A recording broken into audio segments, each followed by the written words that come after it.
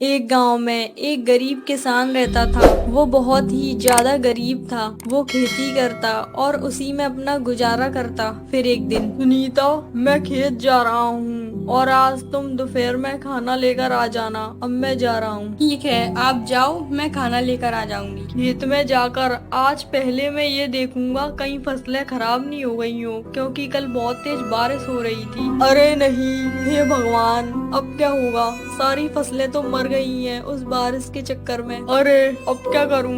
अब तो मैं कल ही आऊंगा, क्योंकि कल तक तो मिट्टी भी सूख जाएगी। अरे आज आप इतनी जल्दी आ गए? मैं खाना लेकर बस आ ही रही थी। अरे सुनीता, मैंने 3-4 बार फसल बो दी है, पर मैं क्या करूं? कहीं आंधी से खराब हो जाती है, कहीं बारिश से हो जाती है, कभी जानवर खा जाते हैं। अब हम क्या करें? अरे अब आप हिम्मत मत हारो, जो होगा भगवान पर छोड़ दो। ठीक है, तुम सच कहती हो। हमें कभी हिम्मत नहीं हारना चाहिए। मैं कल ही जाऊंगा और फिर से बीज बो दूंगा। पर हमारे बीज भी बहुत खत्म हो रहे हैं, अब थोड़े ही बचे हैं बस। चलो अब खाना खा लो, अब कल देखी जाएगी। फिर अगले दिन, अब मैं जा रहा हूँ और तुम दोपहर में खाना लेकर आ जाना। फिर वो खेत चला जाता है। पहले एक काम करता हूँ, मिट्टी सींच लेता हूँ। इसे ही सींचने में 2-3 दिन तो लग ही जाएंगे मुझे। फिर वो मिट्टी में बीज बो देता है और कुछ महीनों बाद उसकी फसल हरी भरी हो जाती है। फिर एक दिन, अरे नहीं, ये रामू का बैल भी सारी फसलें खा गया। अब क्या होगा?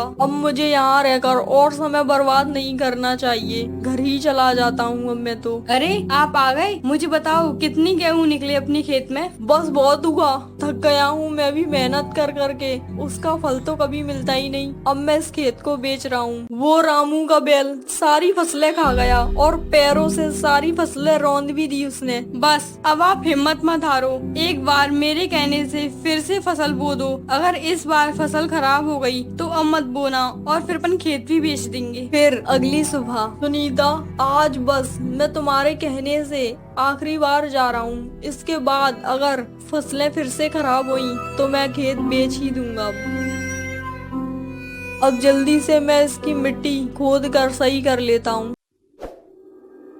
कितनी गर्मी लग रही है, एक तो ये मेहनत का काम, ऊपर से ये गर्मी।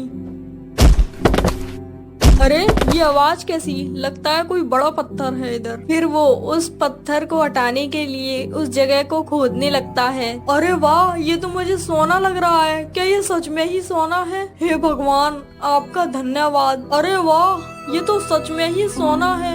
इसे जल्दी से निकाल कर घर पर ले जाता हूँ। सुनीता तो इसे देखकर ही बहुत खुश होगी। अरे आप ये क्या लेकर आ रहे हो घर पर इसको ढाकर? इस घड़े में सोने की मोहरें हैं। मुझे लगता है भगवान ने हमारी मेहनत देखकर हमें ये इनाम दिया है। मैं आपसे कहती थी ना कि हमें हिम्मत कभी नहीं हारनी चाहिए। तो देखो, भगवान ने अपनी मेहनत देखकर हमें कितना अच्छा इनाम दिया है। अगर आप हिम्मत हार के इस खेत को बेच देते तो ये सोना किसी और को मिल जाता। तुम सच कहती हो।